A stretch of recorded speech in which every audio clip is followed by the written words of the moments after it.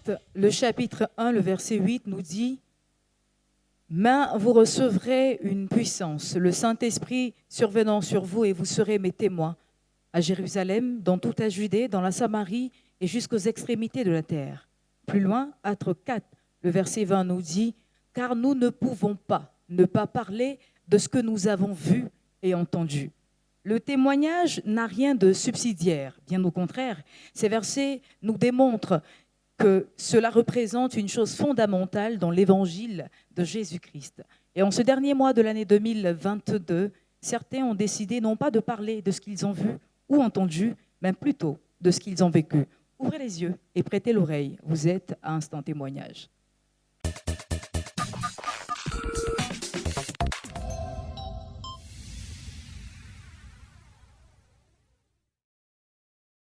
Nous sommes en ce moment même en direct de Miracle TV Plus et des réseaux sociaux à l'église Ambassade des Miracles, située aux 2 plateaux Carrefour Duncan, route d'Uzo, c'est en Abidjan, Côte d'Ivoire, dans la commune de Cocody. Et pour ce numéro, notre témoin a eu le temps de s'installer pour nous parler de ce que le Seigneur a fait dans sa vie. Elle sert le Seigneur, elle est évangéliste.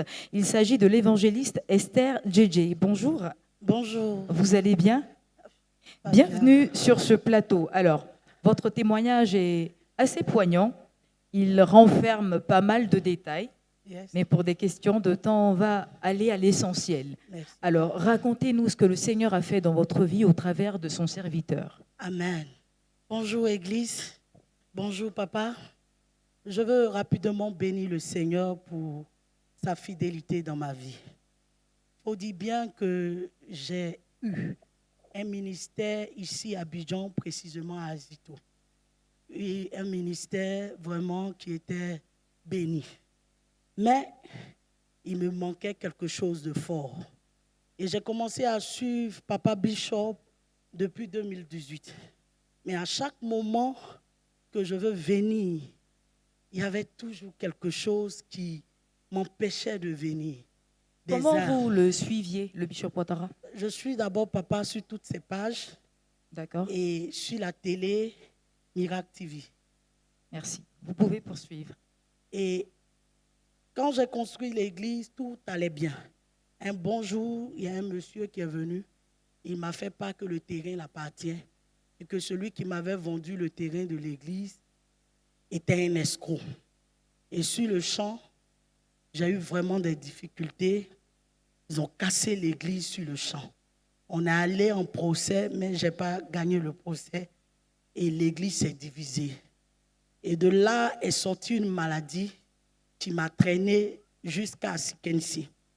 Et j'étais vraiment déçu et désemparé. Quelle maladie? Une maladie qui se montre comme la tension, une maladie qui ne me permet pas de dormir, je fais des insomnies, je n'arrive pas à me tenir debout. Vraiment, c'était vraiment une maladie surnaturelle. Mais quand on allait à l'hôpital, on m'a dit que c'est la tension.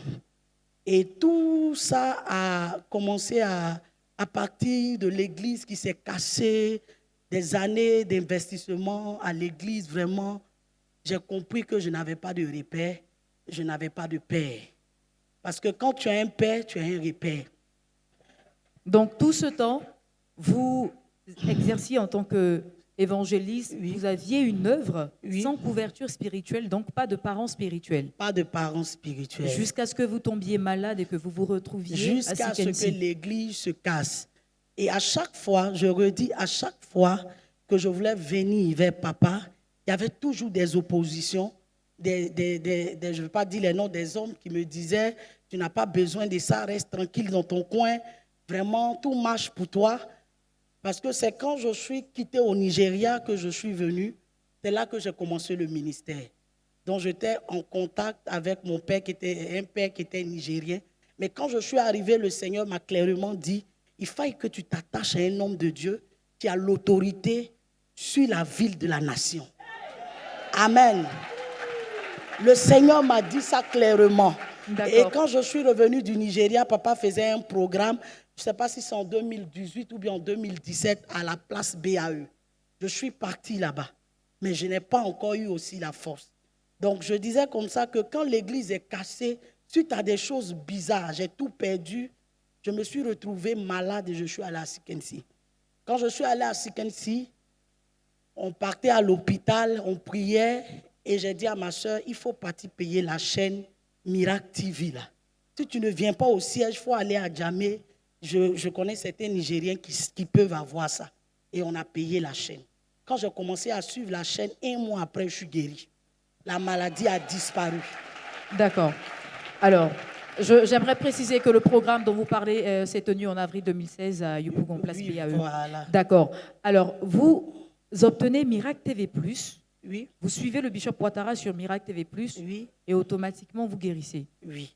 Ça, c'est suite à l'année passée. D'accord. Parce- Moi, je veux comprendre en fait le processus de guérison. Comment il s'est opéré? Est-ce que vous avez particulièrement suivi une instruction du Bishop Ouattara, posé des actions, mis en pratique quelques enseignements par exemple? Dites-nous.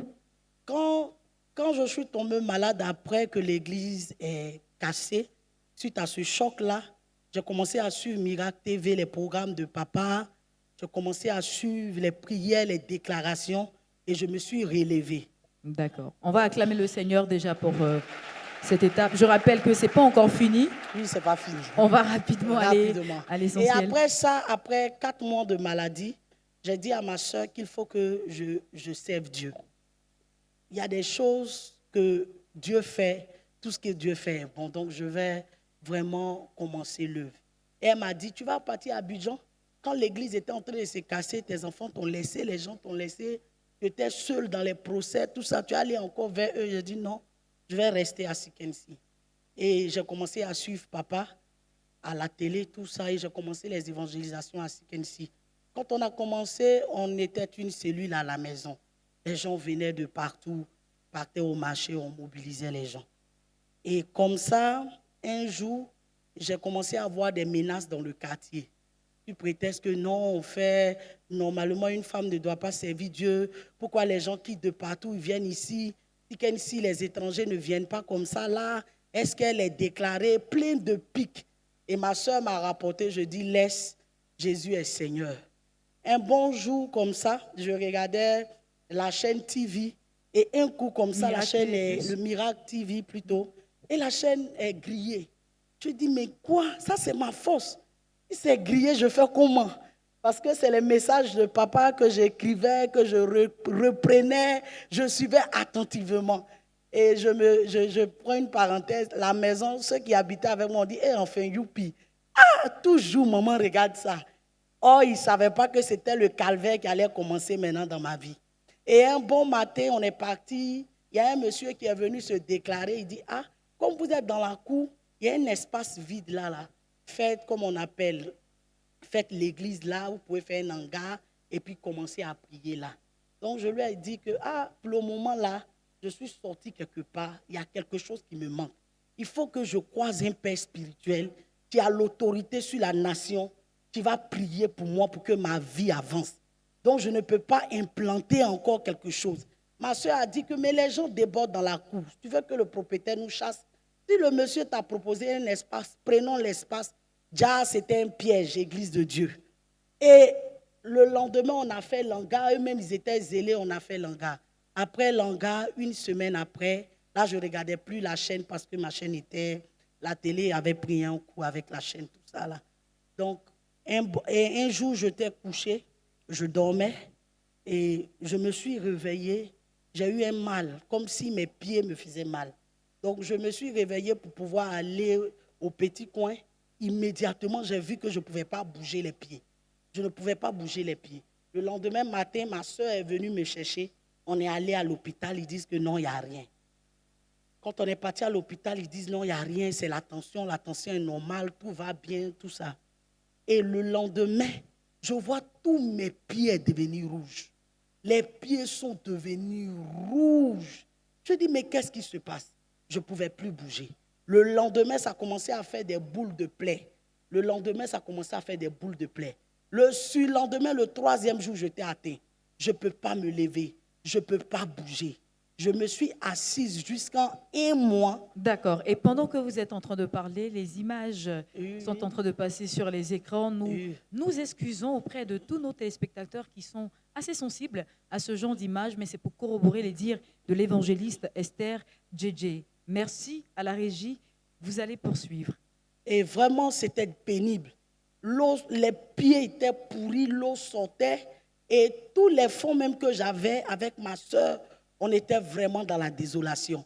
On va pas ci, on va pas là. J'ai dit, mais qu'est-ce qui m'arrive? Qu'est-ce qui ne va pas? Et un mois assis, je ne suis pas libre de mes mouvements. J'étais obligé d'avoir, excusez-moi, ma fille qui ne partait plus à l'école pour prendre soin de moi. C'était vraiment très pénible.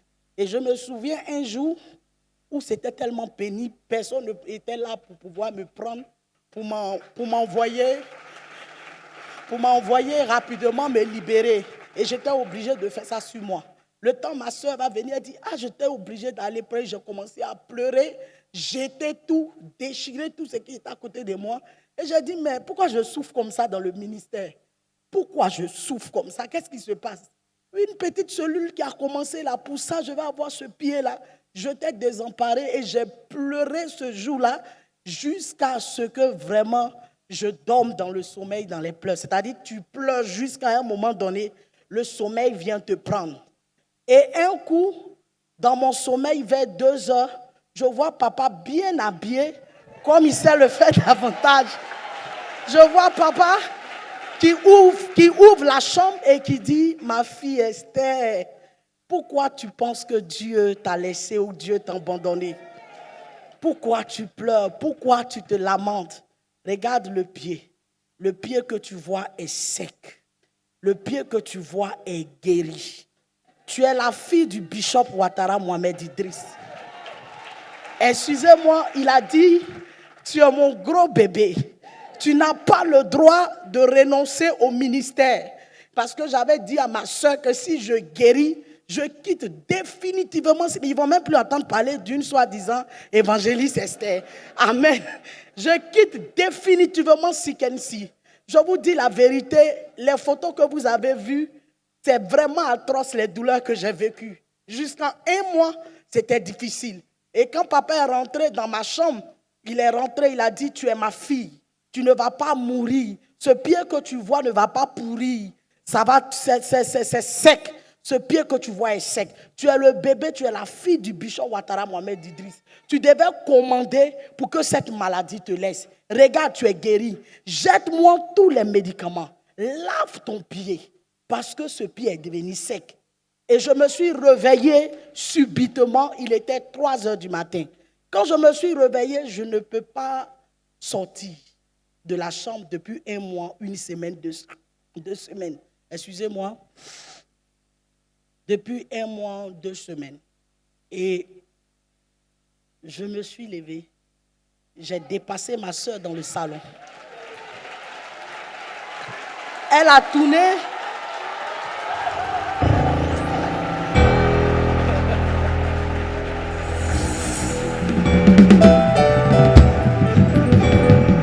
Waouh, c'est extraordinaire ce qui est en train d'être raconté. Elle a tourné. Elle dit, qui m'a dépassé? J'ai dit, c'est moi. Le monsieur que je regarde à la télé, et puis tu dis, pourquoi je le regarde toujours là? Tu veux regarder les novelas là? Il est venu dans ma chambre. J'ai vu le bishop Ouattara Mohamed Idriss, qui est venu dans ma chambre, qui a touché mon pied et il a dit de laver mon pied. Donc je m'en vais dans la douche pour laver les médicaments que vous avez mis sur mon pied. Elle dit, mais tu es guéri. J'ai dit, je suis guéri, j'ai vu mon père. Donc je suis guéri. Alléluia. Et je suis allé laver mon pied. Papa m'a dit de mettre l'huile d'olive sur le pied, d'arrêter de mettre les médicaments. Chaque jour, les gens envoyaient les médicaments. Et j'ai moi-même lavé. Et je vous dis la vérité, quand j'étais en train de laver le pied, je n'ai même pas senti de douleur. Quand j'ai fini de laver le pied, j'ai pris l'huile d'olive et j'ai mis sur mon pied. Le lendemain matin, normalement, quand je lavais le pied, excusez-moi, c'était... Excusez-moi. Voilà, c'était un peu bizarre. Le lendemain matin, j'ai mis l'huile. Ma soeur dit, non, Jésus est fort. Bon, comme j'ai sommeil, elle était vraiment dépassée. Le lendemain matin, c'est là qui est le plus grand témoignage de ma vie. Le lendemain matin, je me réveille, le pied est devenu sec. On va permettre, évangéliste JJ, on va permettre à la régie de remettre encore l'image du pied guéri. Et quand j'ai mis l'huile sur le pied, le lendemain, après 1 mois, 2 semaines, je suis sorti de la cour. Quand je suis sorti de la cour pour m'asseoir, tous les voisins, ceux qui passaient disent, c'est pas possible. Maman est sortie aujourd'hui. Et elle est sortie. La femme là, elle est sortie. Et j'ai commencé à marcher dans la cour. J'ai commencé à marcher dans la cour. J'ai commencé à marcher dans la cour. Et ma soeur était tellement étonnée. Elle a dit, mais qu'est-ce que tu vas faire? Est-ce que tu vas aller à l'église? Ou je dis, non, non, non. Je cherche la force. Si je peux ne serait-ce que monter dans le car, cette fois-ci là, je m'en vais à l'église ambassade des miracles. Alors, je m'en vais. Vous êtes sur ce plateau. Avant que vous n'avanciez, on veut juste que vous bougiez un tout petit peu votre robe, légèrement, pour qu'on puisse voir le pied bien guéri. On va permettre donc à Lamine Traoré de faire un zoom sur ce pied. C'est carrément différent de ce qu'on voyait à l'écran tout à l'heure. On voit que le pied a retrouvé même la couleur de la peau. Tout ça, c'était noir. Tout était des plaies. Et le Seigneur s'est manifesté dans votre vie. Oui. Vous avez été guéri. Amen. Alors, on va terminer rapidement. Vous prenez donc la décision de venir à l'église Ambassade des Miracles. Je prends donc la décision de venir. Et il y a encore le même esprit de réclamation qui me dit, à Cocody, ils ne vont pas te recevoir. Tu t'en fais quoi là-bas? J'ai dit, cette fois-ci là. Mais si c'est pour aller à Zambacro, je m'en vais là-bas. Je m'en vais, je vois le pasteur Dramé et il me reçoit. Je suis arrivé là-bas à 8 heures. Quand il est venu, on dit, ah, il y a une servante de Dieu qui t'attend, elle vient de Sikensi. Il m'a reçu, je lui ai expliqué le témoignage. Il a prié pour moi et il m'a dit une parole. Il dit, tu es la fille de Papa Bishop. À partir d'aujourd'hui, tous ceux qui te cherchent querelle, ils sont à la base de ton problème. Je déclare le mort. N'aie plus peur, il ne faut plus avoir peur. Il faut partir. Quand le temps sera venu, Dieu va faire quelque chose. Et quand je suis venu dans le but de croiser papa. Parce que cette fois-ci-là, j'étais venu me jeter à ses pieds pour lui dire, papa, ma vie est un chaos. Le ministère que je fais tourne en rond. Je vais par-ci, par-là et rien ne va. Papa, dis un mot dans ma vie. Papa, aide-moi, prends-moi comme ton enfant et fais de moi ce que tu veux. Parce que je ne suis pas allé à l'école, c'est ce ministère. C'est l'œuvre de Dieu qui est mon travail, c'est auquel j'aspire. Mais le diable veut m'enlever sur cette route. Et quand papa et le pasteur Dramé a prié pour moi, quand je suis parti, dès que je suis arrivé, je suis rentré en esprit de gêne. Quand je suis rentré en esprit de gêne, il m'a dit, il faut prier la nuit avec telle déclaration. Je prie la nuit avec ces déclarations-là. La même nuit encore, j'ai une rencontre surnaturelle avec papa. Papa vient maintenant, il dit, Esther, c'est parce que tu dors que le pied est arrivé. Lève-toi, allons faire le combat. Et arrivé devant la porte, papa me donne une épée. Il dit, écoute-moi, commence à tracer l'épée dans la cour de l'église. Commence à tracer l'épée dans ta cour. Et je trace, je vois un gros serpent est ressorti de la terre. Le serpent, quand il est ressorti de la tête, il était découpé en plusieurs morceaux. Et il était découpé en plusieurs morceaux. Et il dit, regarde là-bas, je vois l'église, l'hangar qu'on a fait a pris feu. J'ai dit, mais papa, c'est là-bas on prie. Il dit, laisse, le coin va prendre feu d'abord. Amen. Et on est reparti. Il dit, regarde là-bas. Et il y a une villa qui a pris feu. La villa qui a pris feu, c'était le monsieur qui m'avait approché pour me dire de prendre le terrain qui est quelque part. On va rapprocher le micro un peu. De prendre le terrain qui est quelque part pour faire l'église. Et après cette rencontre surnaturelle avec papa, le surlendemain, il y a une voisine qui vient pour dire, maman, est-ce que tu sais que le féticheur du quartier a eu un grave accident et qu'ils l'ont pris pour l'envoyer à l'hôpital. Mais ses parents sont venus dans le but de l'envoyer au Bénin parce qu'il ne pouvait même pas tenir sur ses pieds. Et j'aurais appris que même le terrain que tu es là, c'est le terrain où tu as installé l'église, c'est là, c'est un de ces terrains. Et que vraiment tout le quartier dit que le Seigneur a combattu pour toi. Quand nous on était dans le quartier, on vous regardait prier, feu, feu, feu, on dit, oh, la femme là, elle ne comprend rien. Mais maintenant, quand tu es guéri, ce qui se passe là-bas, c'est terrible. Je veux bénir le Dieu de Papa Bishop. Je veux me prosterner et l'acclamer, l'adorer, le magnifier, le célébrer pour tout ce qu'il a fait pour moi. Pour tout ce qu'il a fait pour moi. Je l'ai expérimenté comme jamais je l'ai expérimenté. J'ai cru qu'il m'avait abandonné, mais il ne m'a pas abandonné. Le Dieu des grandes rencontres. Le Dieu des grandes rencontres. Je termine par ces mots. Tout à l'heure, papa a dit quelque chose qui a guéri mon âme. Il a dit tout à l'heure, quand il a pris le micro, il a dit qu'il y a des choses qui ne peuvent pas peut-être aller, je ne sais pas si je dis bien, il y a des choses que tu peux perdre aujourd'hui et que tu peux retrouver 20 ans ou 30 ans. Et j'ai dit, ça c'est moi.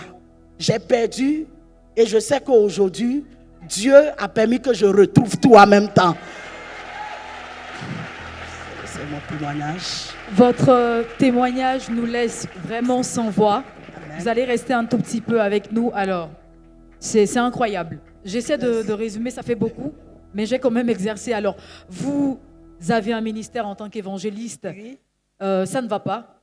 De là, votre église est cassée, vous passez même en procès, vous vous retrouvez à Sikensi avec une tension qui ne guérit pas, et en suivant Miracle TV+, vous guérissez donc de cette maladie de près de 4 mois. Oui. Voilà. Et juste après, on vous demande de rebâtir une église, vous doutez, mais sur conseil, vous le faites, et c'est là que commence une situation assez périlleuse. Vous avez le pied qui enfle, qui devient des plaies de partout, et puis, dans cette souffrance, vous voyez en songe le bishop Ouattara qui vient vous annoncer votre guérison. Amen. Avec une instruction particulière, celle de laver votre pied et d'appliquer l'huile au lieu des médicaments. Oui.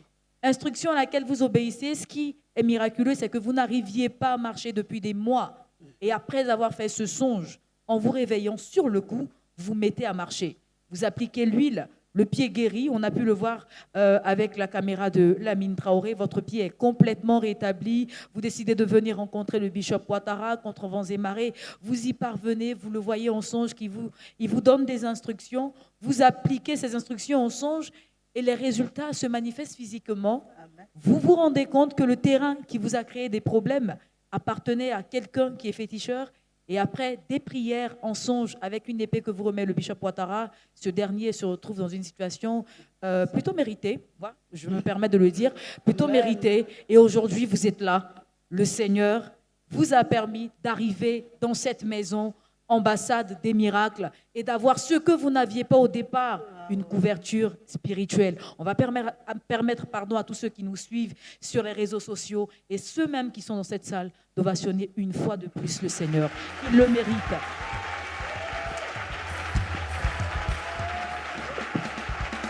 Nous sommes, merci à tous, nous sommes au terme de ce témoignage. Alors, j'aimerais préciser un truc, c'est que la coupure pour MTV+, c'est que nous étions en train de passer, j'ai envie de dire, d'une qualité normale à une qualité HD. C'est ce qui avait créé cette coupure. Et maintenant, vous allez remarquer qu'à vos écrans, MTV+, c'est beaucoup plus de couleurs, beaucoup plus de netteté et de stabilité. C'était donc cette transition qui faisait que vous n'arriviez pas à avoir MTV+, chez vous. Évangéliste Esther, on va vous permettre de vous retirer. Ce sera bien sûr après cette transition.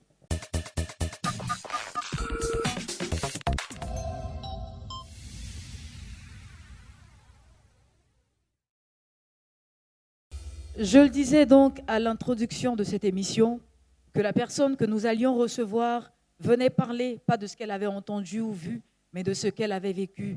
L'expérience parle mieux. Et c'est par nos expériences que nous arrivons à grandir notre foi dans notre marche avec le Seigneur Jésus-Christ. C'est ce que l'évangéliste Esther JJ a fait. Instant témoignage prend fin pour ce numéro aujourd'hui. J'aimerais rappeler à tous ceux qui nous suivent que Miracle TV Plus est dans une phase très évolutive. À cet effet, une page publicitaire, une lucarne publicitaire est ouverte donc sur cette télévision. Vous avez la possibilité, vous, en tant qu'entreprise, de passer à MTV Plus pour diffuser ce que vous avez à montrer au monde entier. Le numéro, c'est le suivant, 07, plus 225, pardon, 07, 2 fois 81, 90. Instant témoignage, je l'ai dit, c'est terminé. Vous retrouverez Jean-Martial Azogé dimanche prochain à la même heure. D'ici là, portez-vous bien.